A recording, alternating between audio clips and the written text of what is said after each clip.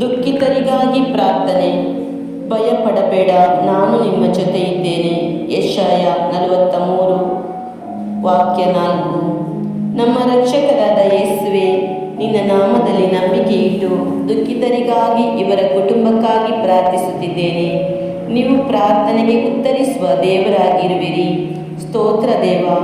ಇವರ ಎಲ್ಲ ದುಃಖ, ಕಷ್ಟ, ರೋಗ, ನೋವು, ನಿರಾಶೆ, ತೊಂದರೆಯೆಲ್ಲ ಸಮರ್ಪಿಸುತ್ತೇನೆ. ಯೋಬನು ಮಿತ್ರರಿಗಾಗಿ ಪ್ರಾರ್ಥಿಸಿದಾಗ ಆ ಕ್ಷಣವೇ ಅದ್ಭುತ ಮಾಡಿದ ಕರ್ತರೇ, ಮಾತಾ ಮರಿಯಳ ಸಹೋದರ ಲಾಜರನ ಮರಣದ ದುಃಖದಲ್ಲಿ ಕಣ್ಣೀರು ಸುರಿಸಿ ಕರುಣೆ ತೋರಿ ಲಾಜರನಿಗೆ ಜೀವ ಕೊಟ್ಟ ಕರುಣಾಮಯನೇ, ಇದೋ ಇವರ ಕುಟುಂಬಕ್ಕಾಗಿ ಕಣ್ಣೀರಿನಿಂದ ಮಾಡುವ ಪ್ರಾರ್ಥನೆಯ ಕೇಳಿ ನಿಮ್ಮ ಶಿಲುಬೆ ಮರಣದ ಪಾಡುಗಳ ಯೋಗ್ಯತೆಯಿಂದ ಬಿಡುಗಡೆ ನೀಡಿರಿ.